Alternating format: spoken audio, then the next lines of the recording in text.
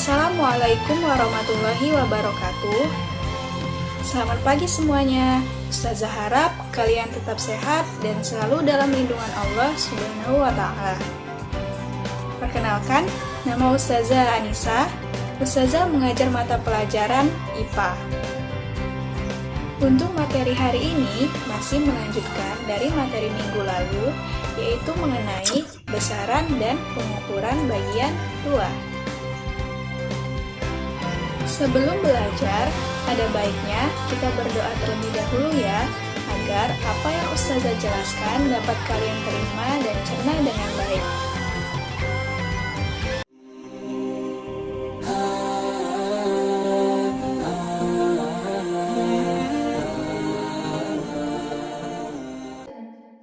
Bismillahirrahmanirrahim.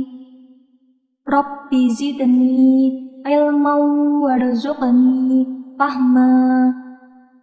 Artinya, ya Allah, tambahkanlah aku ilmu dan berikanlah aku rizki akan kepahaman.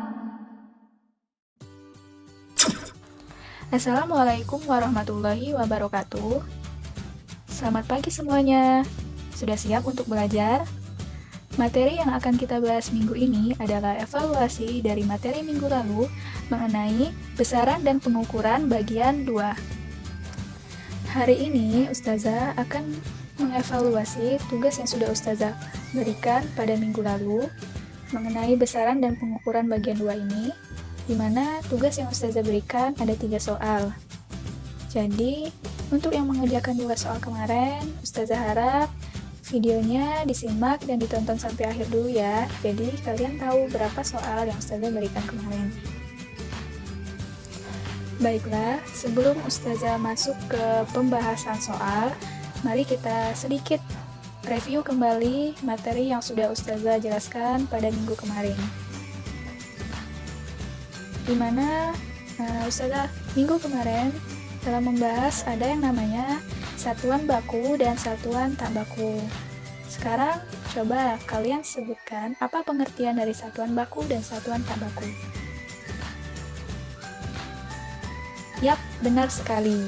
Jadi intinya, perbedaan dari satuan baku dan satuan tak baku itu ialah kalau satuan baku intinya pengukurannya itu selalu tetap untuk semua orang. Sedangkan satuan yang tak baku, pengukurannya itu bisa berbeda-beda untuk setiap orang.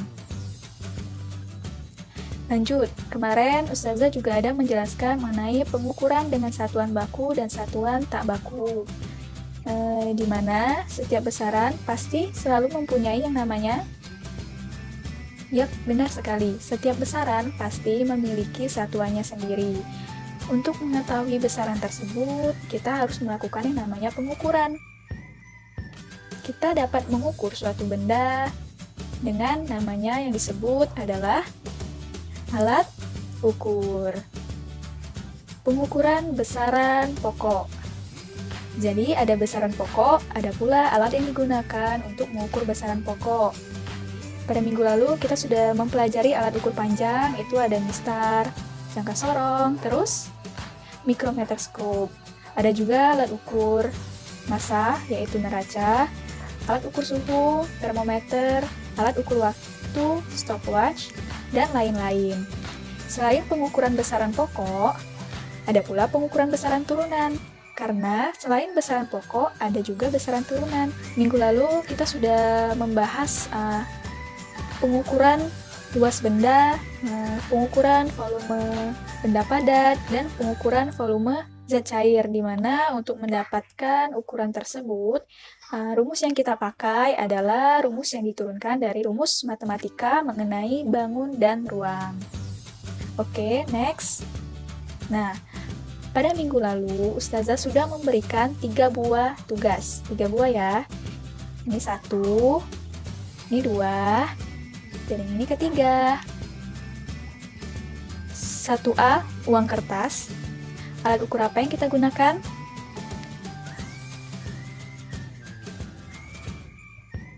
Satu B, cincin. Alat ukur apa yang kita gunakan?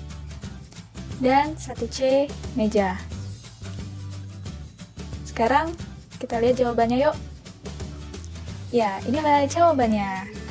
1A, uang kertas itu sebenarnya Ustazah menuju ke tebal uang kertas. Jadi, untuk mengukur panjang atau tebal dari uang kertas sebenarnya menggunakan micrometerscope. Ini jawaban yang paling tepat adalah micrometerscope. Tapi, apabila kalian menambahkan jawaban penggaris atau mistar juga Ustazah benarkan. Karena mungkin kalian berpikir panjang dari uang kertas juga bisa diukur menggunakan penggaris atau mistar ya. Tapi sebenarnya yang Ustazah maksud adalah bagaimana cara mengukur ketebalan dari uang kertas, yaitu bisa menggunakan micrometerscope. 1B, cincin. Kalau cincin sudah jelas ya. Sebuah benda yang memiliki diameter dapat diukur dengan menggunakan yang namanya alat ukur panjang, yaitu jangka sorong. Jadi, untuk yang menjawab selain jangka sorong berarti salah ya. 1C, meja. Wah, ini sangat mudah ya. Meja pastinya bisa dapat kita ukur menggunakan penggaris atau mistar, atau ada yang menjawab meteran juga Ustazah benar ya. Karena kalau mejanya kecil bisa kita ukur menggunakan penggaris atau mistar saja, tapi kalau kita mau mengukur meja yang ukurannya besar, pasti kita membutuhkan alat ukur yang lebih panjang, yaitu meteran. Next. Nih, Ustazah mau bahas sedikit. Ini adalah alat ukur panjang, yang ini namanya adalah, yap, benar sekali, yang ini mistar, yang ini jangka sorong, yang ini micrometerscope. Ya, sekarang kalian semua sudah mengenal alat ukur panjang ya. Nah, mistar ini contoh lainnya dapat digunakan untuk mengukur panjang buku, tinggi kursi, panjang bingkai foto, dan lain-lain. Untuk jangka sorong sendiri, jangka sorong dapat digunakan untuk mengukur diameter tutup botol, diameter pensil, diameter gelas, dan lain-lain. Sedangkan untuk micrometerscope dapat digunakan untuk mengukur tebal kertas, tebal kawat, tebal uang koin, dan lain-lain. Sekarang, apakah kalian semua sudah paham kegunaan alat ukur panjang berikut ini? Sekarang kita lanjut ke nomor 2. Nomor 2 itu soalnya, tentukanlah nilai dari pengukuran jangka sorong di samping. Jadi nilai dari pengukuran jangka sorong ini. Ada yang tahu berapa hasil ukurnya? Untuk soal yang nomor 2 ini masih cukup banyak yang salah. Mungkin hampir setengahnya salah dan setengahnya benar. Tetapi untuk yang benar lengkapnya itu hanya ada sedikit orang. Banyak yang benar, tapi lupa menuliskan satuan. Atau ada juga yang skala nonisnya udah benar, skala utamanya udah benar, tapi dalam penjumlahan untuk hasil ukurnya salah. Sekarang yuk kita bahas gimana sih jalan yang nomor 2 ini. Sebelum Ustazah bahas jalan untuk yang nomor 2, kita harus tahu dulu ya, jangka sorong itu skalanya berapa sih, ketelitiannya berapa. Yuk, ini adalah gambar jangka sorong. Bagian-bagian jangka sorong sudah Ustazah jelaskan pada pertemuan minggu lalu juga, di mana ini adalah rahang bagian luar, rahang yang berfungsi untuk mengukur diameter luar benda, yang ini untuk diameter dalam, yang ini penguncinya, yang ini adalah skala nonius, yang ini adalah skala utama, dan yang ini adalah tangkai ukur untuk mengukur kedalaman. Jadi, jangka sorong ini memiliki skala terkecil 0,1 mm dan ketelitian sebesar 0,05 mm. Sekarang kita sudah tahu apa itu jangka sorong. Sekarang kita balik ke soal nomor 2. Pembahasannya adalah, ini adalah pembahasannya. 2. Tentukan hasil ukur dari benda ini ya. Ini hasil pengukurannya. Sekarang, pertama, apa yang perlu kita ketahui dulu? Benar sekali. Kita harus tahu dulu skala utama dan skala noniusnya. Skala utamanya, ingat, berpacu pada sebelum angka 0 di skala nonius. Jadi ini menunjukkan angka 10,0 ya, bukan 10,1, bukan 10,2, karena garis 10 ini setelahnya nggak ada garis lagi. Jadi hasil yang didapatkan skala utamanya adalah 10,0 cm.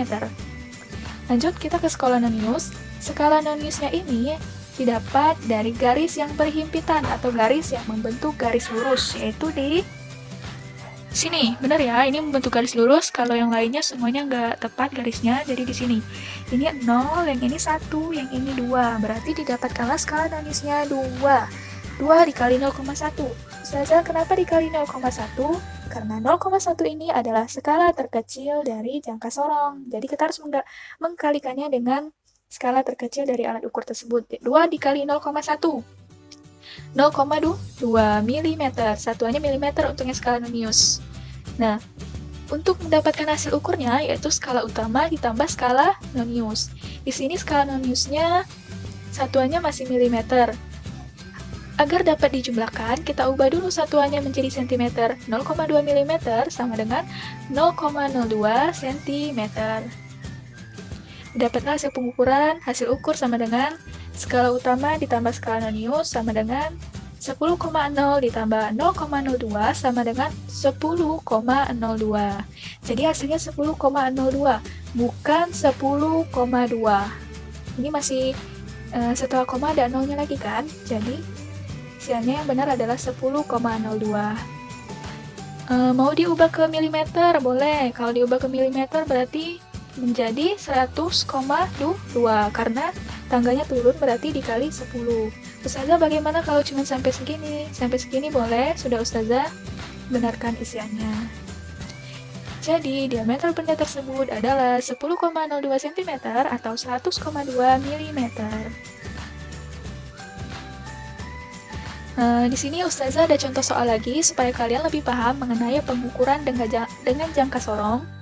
Mengenai pengukuran dengan jangka sorong, ini adalah hasil pengukuran bendanya.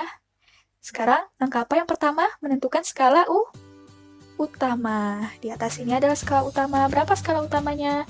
Berpacu pada angka 0 di skala nonius. Jadi, angka 0 di skala nonius ini, di sini ya tepatnya, bukan di sini. Kalau di sini cuma 2,0, tapi kan di sini ada lebih lagi satu garis, berarti 2,1 cm. Itu untuk skala utamanya. Sekarang ke skala nonius. Skala noniusnya ingat apa tadi? Yang berhimpit atau garis yang membentuk garis tegak lurus antara skala nonius dan skala utama. Yang mana coba kita lihat? Yap, garis yang ini ya, ini terbentuk garis lurus, di mana nilainya adalah 0, 1, 2, 3. Didapatlah nilainya adalah 3. Tadi kenapa dikali 0,1?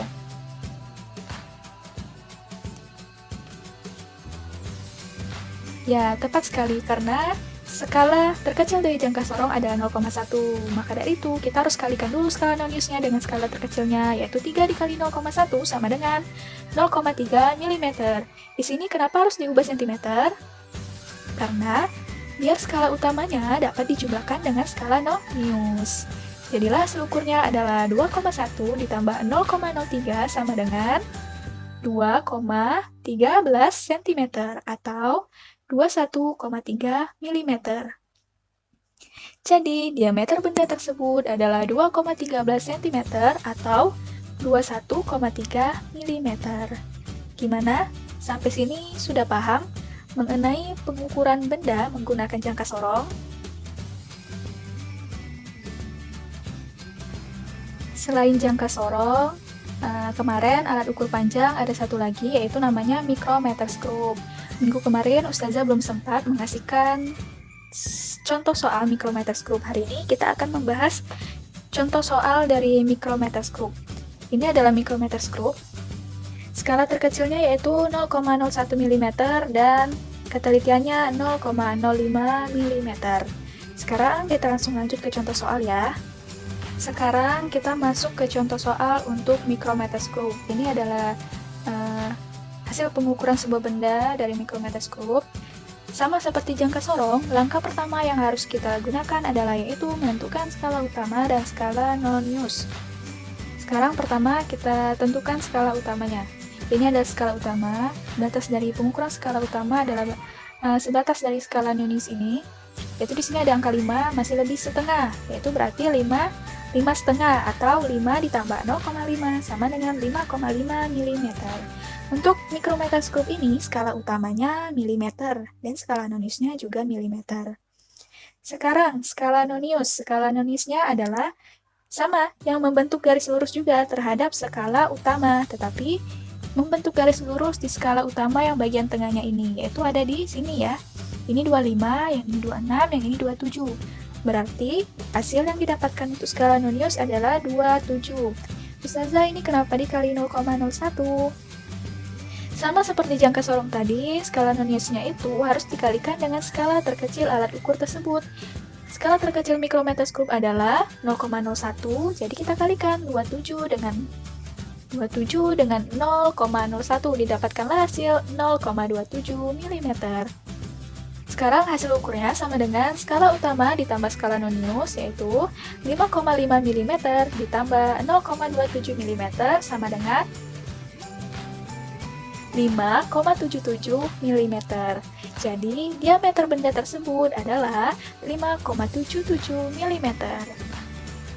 Sekarang kita lanjut ke pembahasan yang nomor 3. Ukurlah volume dari sebuah kotak pensil yang mempunyai panjang 10 cm, lebar 5 cm, dan tinggi 2 cm.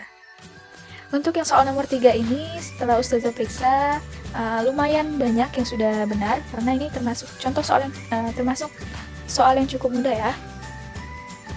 Apakah kalian salah satunya yang benar?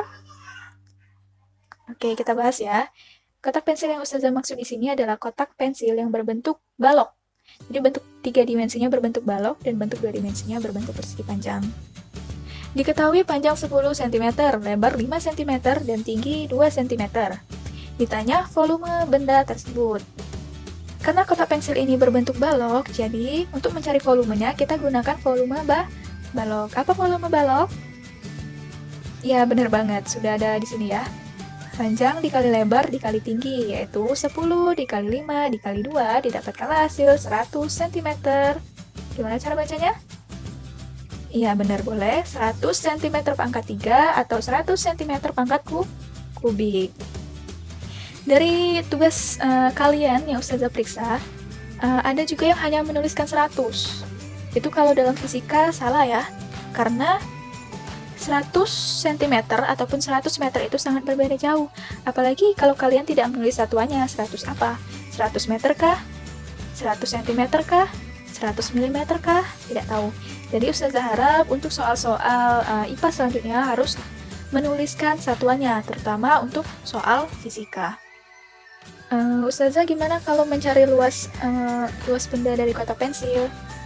Nah, untuk mencari luas benda, karena bentuknya persegi panjang, tinggal kita cari. Nih, karena benda berbentuk persegi panjang, maka luas persegi panjang sama dengan panjang dikali lebar, sama dengan 10 dikali 5, sama dengan 50 cm pangkat 2. Nih, ini jawabannya ya. Ustazah, kenapa tadi volume pangkat 3, yang ini pangkat 2? Kalian lihat aja, di sini sentimeternya ada 3, berarti ini pangkat 3. Ini juga karena pengukuran volume itu 3 dimensi, jadi pangkatnya juga 3. Kalau benda ini persegi panjang, ini bentuknya hanya 2 dimensi, jadi pangkatnya cuma 2. Ini juga cuma ada 2 ya, sentimeter, jadi sentimeter pangkat 2. Gimana? Sampai sini sudah paham? Oke, Ustazah tunjukkan lagi satu soal untuk mengukur luas benda. Nih. Diketahui tinggi benda tersebut ada 12 cm dan alasnya 8 cm. Ditanya luas benda tersebut. Bendanya berbentuk apa? Ini topi ulang tahun ya, bentuknya segitiga. Kurang lebih seperti segitiga. Karena bendanya berbentuk segitiga, maka luas yang kita pakai adalah luas segitiga. Apa rumusnya? Yap, benar sekali. Sudah ada di sini ya. Setengah dikali alas dikali tinggi. Untuk rumus bangun ruang ini juga sudah kalian pelajari waktu SD, jadi tinggal mengingat kembali pelajaran waktu SD. Setengah, alasnya berapa? Alasnya 8, setengah dikali 8, tingginya berapa? Tingginya 12, berarti setengah dikali 8 dikali 12, setengah kali 8, 4, 4 dikali